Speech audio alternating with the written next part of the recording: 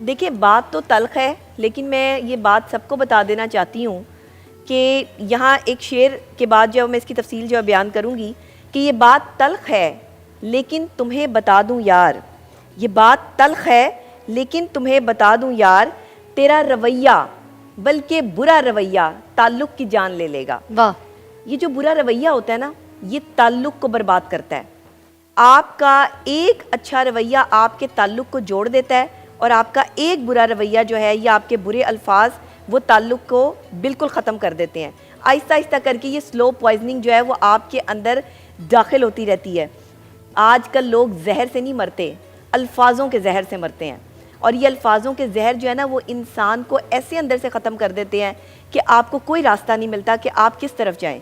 सबसे ज़्यादा जो दिमागी तौर पे इंसान डैमेज होता है वो अल्फाज के गलत इस्तेमाल सुनने की वजह से होता है। यानी कि जब आप कोई गलत इस्तेमाल अल्फाज का कर रहा है, आपकी तजलील कर रहा है, आपकी किरदार कशी कर रहा है, तो वो चीज़ें सुन के इंसान से बर्दाश्त नहीं होती। जब आप अपने किरदार पे काम कर रहे हो, आप एक आला ज़र्फ़ इंसान हो और आपके ज़र्फ़ को आजमाया जा रहा हो किसी के बुरे अल्फाज से, तो वो शख्स उस वक्त जो है ना उसके लिए मरने का मुकाम होता है। तो मैं हमेशा इसलिए कहती हूँ कि बुरा रवैया जो है ना वो ताल्लुक़ ख़राब करता है। अपने रवैयों को अच्छा बनाएं, अपने रवैयों में एतदाल पैदा करें, अपने रवैयों में मोहब्बत पैदा करें। और अगर आपको किसी से कोई एलर्जी है, किसी से कोई मसला है, किसी को कोई आपको अच्छा नहीं लगता, तो आप उसको ना सुने, आप उसके साथ जो है वो मत बैठें, आप उससे थोड़ी जो है वो दूरी इख्तियार कर लें।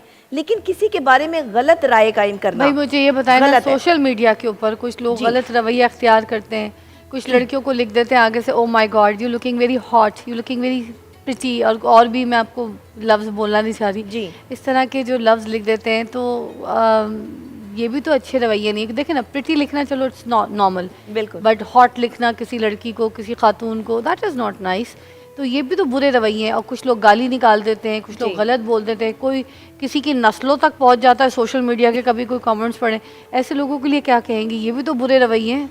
बेसिकली अल्फाज हों या आपके कमेंट्स हों, जो आप किसी भी आर्टिस्ट, किसी भी बड़े इंसान के हवाले से कमेंट करते हैं कमेंट सेक्शन में आके, ये आपकी नस्ल का तारुफ है। आप अपना तारुफ दे रहे हैं कि आप कौन हैं। अगर आप अच्छे अल्फाज में किसी के लिए जो है वो अच्छे अल्फाज इस्तेमाल कर रहे हैं, कमेंट सेक्शन में आके अच्छी बात लिख रहे हैं, तो इसका मतलब है आपकी तरबियत किसी अच्छी माँ ने की है। और अगर आप अब्यूजिंग लैंग्वेज इस्तेमाल कर रहे हैं, बदतमीज़ी कर रहे हैं, किसी की कोई बात आपको बुरी लगी है, तो आप उसकी इस्लाह करने की ज़रूरत नहीं है आपको। मतलब सोशल मीडिया पे अगर कोई आपकी सपोज कोई रील है, कोई आपने बात की है, उसमें आपके साथ गुफ्तगू के दौरान जुड़ सकते हैं अच्छे कमेंट के साथ, अच्छे कमेंट अगर के साथ। बुरा कमेंट अगर करेंगे तो वो जुड़ेंगे नहीं, ब्लॉक होंगे, मगर उसके बावजूद जबरदस्ती की अपनी जो ना ट्रेन यहाँ मैं बात कहना चाहूँगी कि हर शख्स मुझे सूरत अखबार समझकर, हर शख्स मुझे सूरत अखबार समझकर सफ़हात से मतलब की खबर काट रहा है। वाह वाह वाह। यानी हर बंदा मुझे उतना सुन रहा है, आपको उतना सुन रहा है, हर किसी को उतना सुन रहा है जो उसके मतलब की बात है। वाह। वो उन सफ़ात से अपने मतलब की खबर काट रहा है, यानी कि लोगों ने मुझे सूरत अखबार समझ लिया। क्या बात है। जैसे अखबार में से हम अपने मतलब की कटिंग करके जो है वो सिर्फ खबर लेते हैं ना कि ये हमारे मतलब की खबर है, ऐसे ही हम इंसान भी हैं। हमारा बोलना, हमारा अच्छा लगना, जिसके लिए जो मायने रखता है वो अपने मतलब की चीज निकाल लेता है। क्या बात है, और उसी पे कमेंट कर देता है। उसी पे ये बहुत अच्छा समझाया, बड़ी अच्छी बात की। अल्लाह तेरे लाख लाख शुक्र है, इफ्तारी में जिसके घर से जो जो सामान आता है उसके बाद जो ऐसी सूरत हाल के डब्बों में भी जो बच जाता है, सब दस्तरखान से उठ जाते हैं, वाहिद मैं खाती रह जाती हूँ। अल्लाह तेरे लाख लाख शुक्र है। वही बात है, हम अल्लाह की किस किस नेमत को जुटलाएंगे, किस किस नेमत का शुक्र अदा करेंगे। वाह, लाख लाख शुक्र। मरहबा गुलबहार शरबत, उनकी तरफ से हमारे पास बाइक और एलईडी है।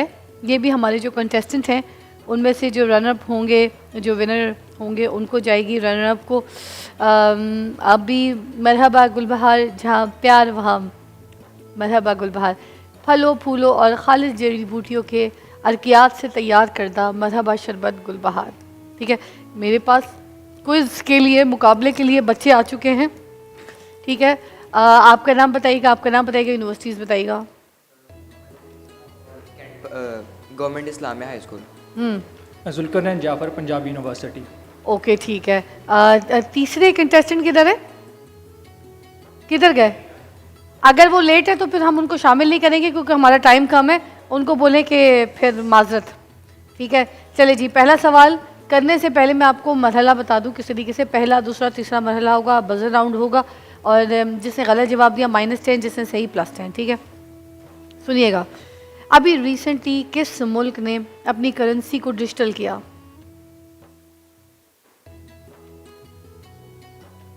अमेरिका। बरे आज़म अफ्रीका कितने ममालिक पर मुश्तमिल है? बजर दबाना है, जवाब देना है। जवाब गलत तो -10। कोई तो -10 करवाओ, अभी प्लस ही कोई नहीं हुआ, करवा लो। तुक्का लगाना नहीं। 54। चले, श्रीलंका का दारुल हुकूमत क्या है? कोलंबो। जवाब दुरुस्त है। लाफिंग गैस कौन सी गैस होती है? रिपीट कीजिएगा क्वेश्चन। लाफिंग गैस कौन सी गैस होती है? Nitrous oxide. ठीक है। पेरिस 2024 ओलंपिक्स में कितने ममालिक ने शिरकत की? 2003, 2002, 2006 या फिर 206?